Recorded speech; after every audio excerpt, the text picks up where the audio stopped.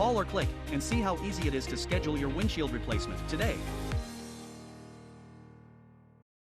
Good evening and welcome into the Tuesday, November 11th edition of the WHKY News. I'm Rob Eastwood.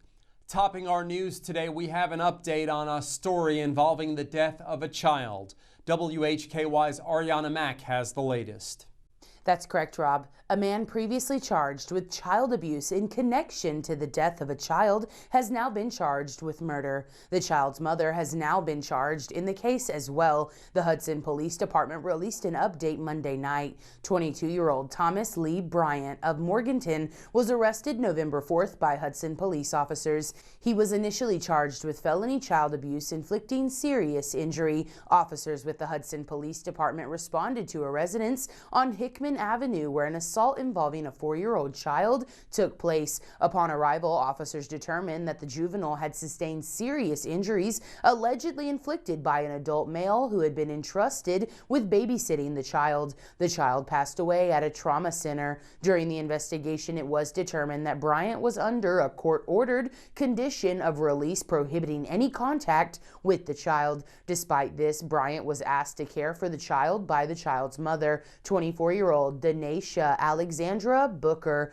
while she was at work that morning. During the incident, the subsequent investigation, Booker provided false information in an effort to conceal the circumstances of who was caring for the child. These actions contributed to a delay in the child receiving first aid. On Monday, Booker was arrested and charged with felony child abuse. Bond was set at $1 million. Bryant has now been charged with murder. He is now being held in the Caldwell County Detention Center without bond. Stay tuned to WHKY.com. I'm Ariana Mack. Thanks, Ariana. Such a tragic story. Today is Veterans Day. David Cedrone takes a look at the history of this commemoration. All right, thanks, Rob. Well, today Americans across the country are honoring the men and women who have served in uniform as we mark Veterans Day. This day of tribute began more than a century ago as Armistice Day, marking the end of World War I, when fighting stopped on the 11th hour, the 11th day, on the 11th month back in 1918. Originally, Armistice Day honored only those who served that war, but after World War II, the Korean War, Vietnam War, and the Middle East conflicts, millions more have served, and the nation wanted to recognize every veteran's sacrifice. So in 1954, President Dwight D. Eisenhower signed legislation officially changing the name to Veterans Day, a day to honor all those who served in peace or in war. So whether it's a parade, a moment of silence, or simply a thank you, today is a day to remember Americans' veterans and the freedom they helped protect. From everyone here at WHKY, happy Veterans Day. I'm David Cedrone, reporting from WHKY. Thanks, David, and thanks to all of the veterans. We are so grateful for you and for your service. The North Carolina Department of Health and Human Services and North Carolina Department of Agriculture and Consumer Services are alerting providers, parents, and caregivers of an outbreak of infant botulism that prompted a nationwide recall of By Heart Incorporated Whole Nutrition Infant Formula.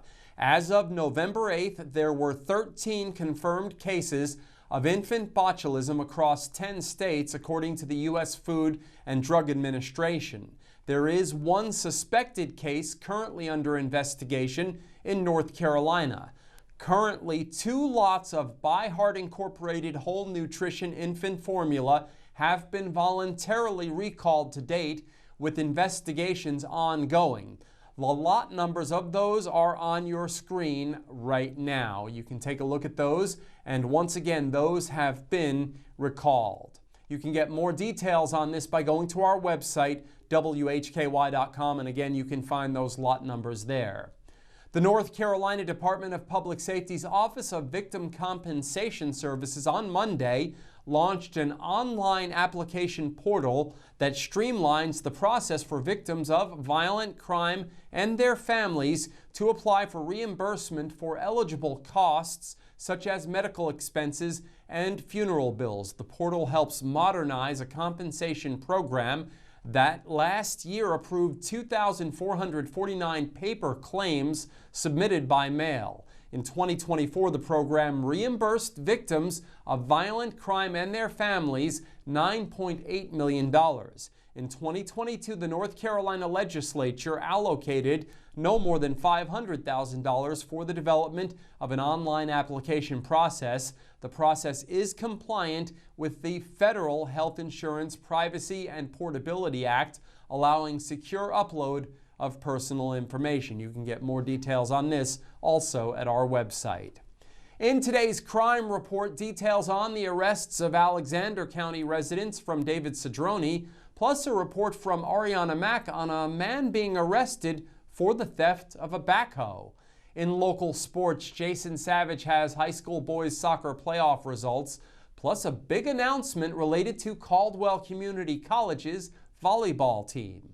In Community Focus, we will be visited by a representative from the Hickory Fire Department.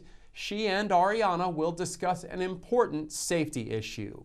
We are on over-the-air TV every weekday at 5:30 and 10 p.m. on channel 14.2. We're also available on the WHKY YouTube channel and at 10 o'clock every weeknight on the WHKY Facebook page. We're also in multiple cable systems, including Compass in Morganton. I'm Rob Eastwood, and this is the WHKY News.